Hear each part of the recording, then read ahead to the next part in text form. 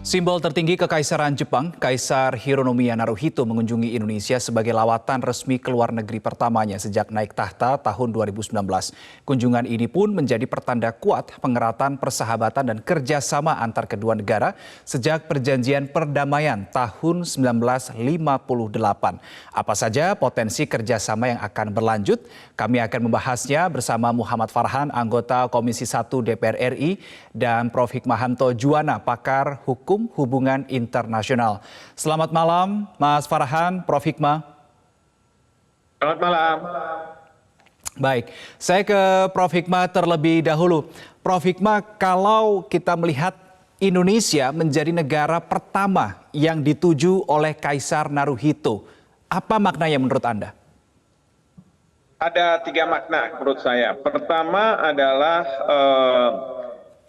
ingin dipereratnya hubungan antara Jepang dengan Indonesia. Karena kita tahu dalam konstelasi geopolitik yang ada sekarang, di mana ada persaingan yang sangat keras antara Amerika Serikat dan China, mungkin China dianggap sangat dekat dengan Indonesia. Nah, Jepang tentu ingin mengatakan bahwa sebagai sahabat lama ingin hadir bersama Indonesia dalam konteks berbagai kerjasama. Itu yang pertama. Yang kedua, tentu pendekatan secara kultural, budaya, begitu, dan people to people, ini dianggap sesuatu yang sangat penting. Jadi walaupun kita tahu Kaisar Naruhito di Jepang tidak memiliki tanda kutip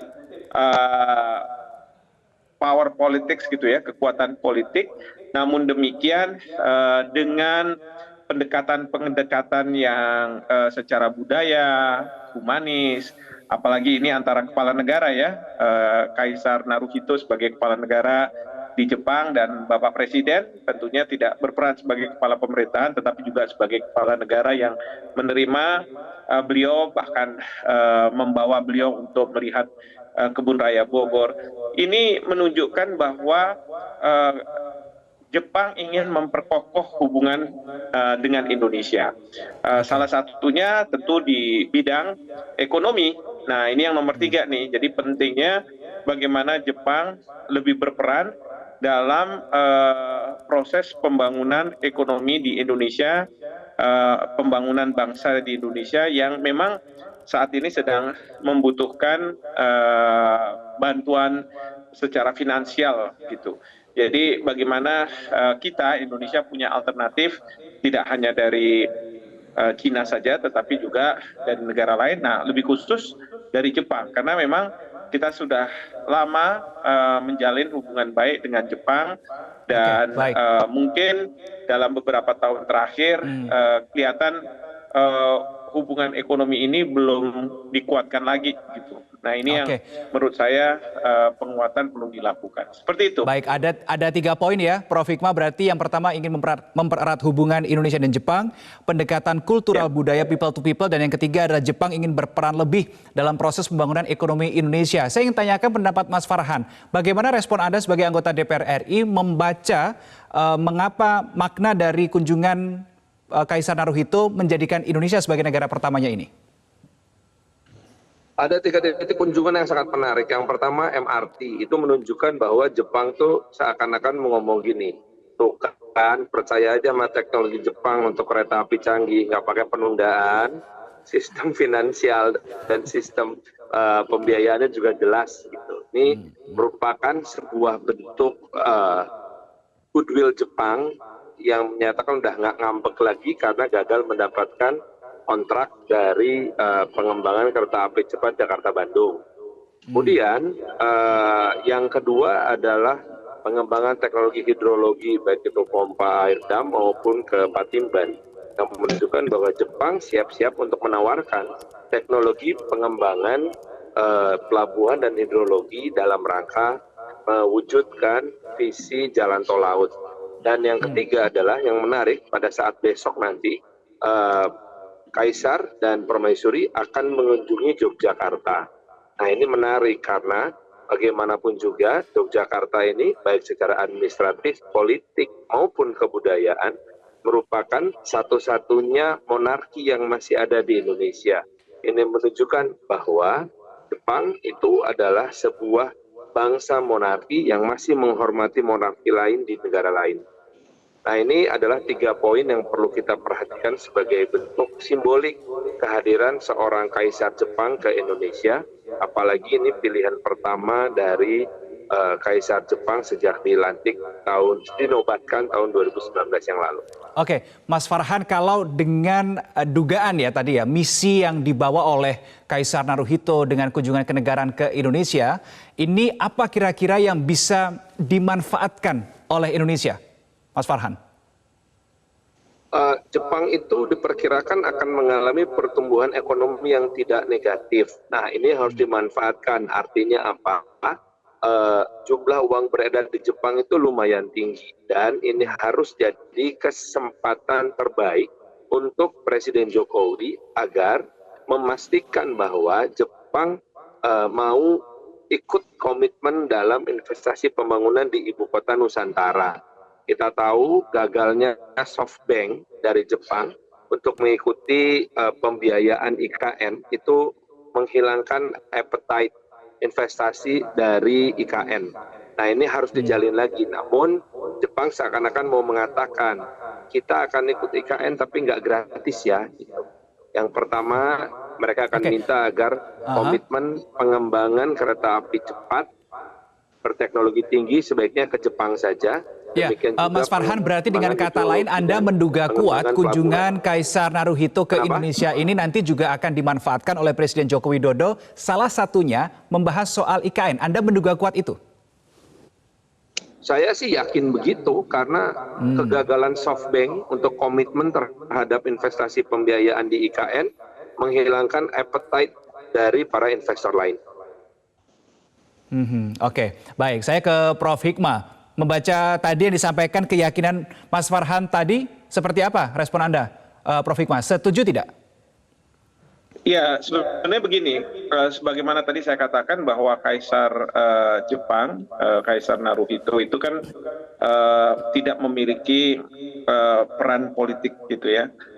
Namun demikian kita tahu bahwa Jepang ingin merebut hati Indonesia. Kenapa Jepang ingin merebut hati Indonesia? Karena pertama, Indonesia merupakan market bagi teknologinya, market bagi komoditas-komoditasnya, bahkan juga Indonesia dianggap sebagai mampu untuk menutupi sumber daya manusia di Jepang yang saat ini banyak yang kurang, misalnya tenaga keperawatan dan lain sebagainya. Nah, dalam konteks demikian, saya menduga bahwa pemerintah Jepang dengan sengaja memang mengharapkan kehadiran Kaisar Naruhito yang pertama kali sejak beliau dinobatkan untuk pergi ke Indonesia, karena melihat bahwa pentingnya Indonesia bagi Jepang, ya. Nah, tapi kan di sisi lain juga Indonesia merasa bahwa mungkin bantuan dari negara seperti Jepang belakangan ini sudah mulai berkurang, gitu.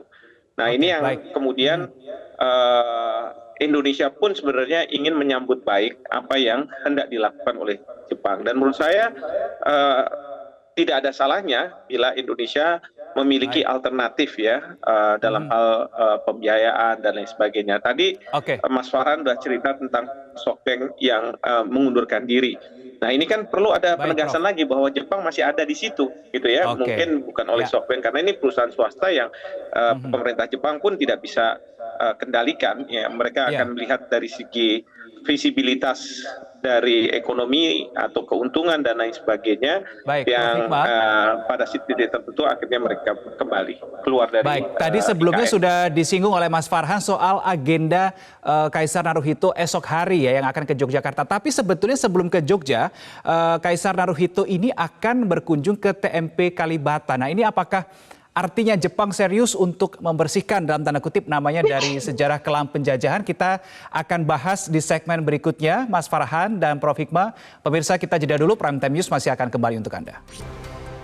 Kami lanjutkan perbincangan dengan Prof. Hikmah dan Mas Farhan. Prof. Hikmah, menyambung pertanyaan tadi, apakah kunjungan Kaisar Naruhito ke TMP Kalibata ini artinya Jepang serius untuk dalam tanda kutip, quote and quote, membersihkan namanya dari sejarah kelam penjajahan, Prof. Hikmah? Ya, kalau membersihkan tentu tidak bisa ya, karena pernah ada fase atau periode di mana Jepang memang melakukan pendudukan terhadap wilayah kita di Indonesia ini. Tetapi sebagai gesture bahwa ternyata di antara orang Jepang yang pada waktu itu ada juga loh yang pro terhadap Indonesia. Dan mungkin beliau-beliau ini dimakamkan di TMP Kalibata.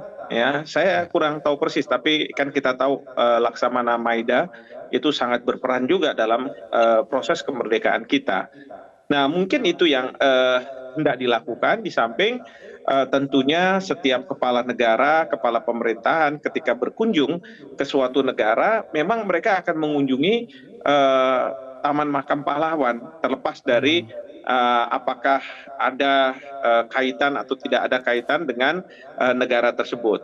Nah, tetapi saya melihat khusus untuk Jepang ini ada sedikit kaitannya karena ada beberapa warga negara Jepang yang pada waktu pendudukan Jepang itu ternyata pro terhadap Indonesia. Demikian. Ya, kami baca datanya di sini ada 28 makam warga negara Jepang, Prof. Hikmah, yang ada di TMP Kalibata. Besok rencananya juga akan dikunjungi begitu ya oleh Kaisar Naruhito. Saya ke Mas Farhan. Tadi sebetulnya juga sudah Anda singgung, Mas Farhan, soal rencana pertemuan Kaisar Naruhito dengan Raja Jogja Sultan Hamengkubuwono ke-10. Selain tadi sudah Anda katakan bahwa pertemuan ini adalah suatu cara Kaisar Naruhito bentuk dukungan begitu ya kepada sesama monarkinya. Tetapi adakah makna lain dalam konteks kekinian, Mas Farhan, kalau Anda baca? Indonesia artinya memang masih sangat menghargai sistem monarki yang dianut oleh negara Jepang. Bahkan kita menunjukkan kita pun masih menjaga satu daerah istimewa yang sistem pemerintahannya dan sistem politiknya masih sangat menganut sistem monarki sesuai dengan komitmen kita bagi daerah istimewa Yogyakarta.